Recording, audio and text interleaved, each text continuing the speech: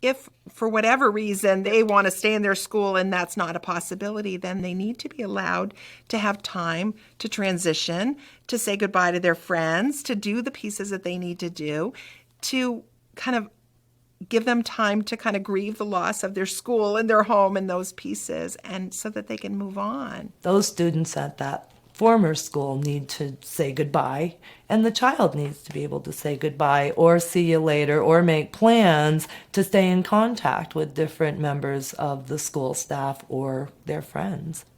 Then you have some legwork to do to start to help them make connections, to do all those pieces, to talk with teachers, to put all those pieces together so that you have a planned transition. So having foster kids as a welcome committee that are already in the school to welcome in new foster kids, it gives them an instant friendship because they automatically have something in common, and it gives them the comfort of having friends in the school.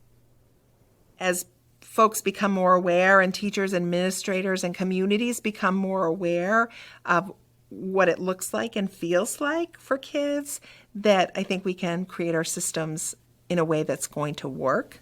These students are very reluctant to trust anybody, reluctant to make any sort of investment. In fact, they're experts at trying to get you to give up on them.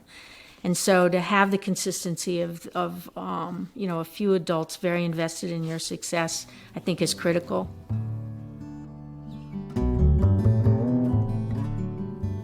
Anytime a teacher just reaches out to show that you're still human and you're not just this person that nobody wanted, it definitely helps the student.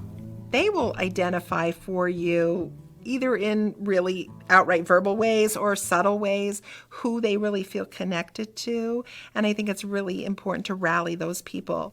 Mr. Ruby, my teacher at Fairhaven, didn't assume that I was a problem child. He took the time out to treat me like a human and ask me what's going on and how he can better help me. Through 7th and 8th grade, I had Mr. Nerney. He was just a science teacher. He was like the man, kept me on track all the time. I did have mentors that helped. I had this one guy, his name was Chuck Bradfield. He taught me how to fill out a job application. He taught me a firm handshake was important. He taught me all these kind of basic things that I've kept with me, that's helped me.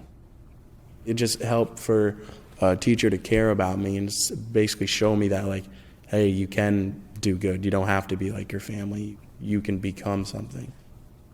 We know that relationships are what provides children with the ability to be resilient. And so they really need that. They can then start to trust and develop a relationship that may be the difference between them completing school or becoming a dropout.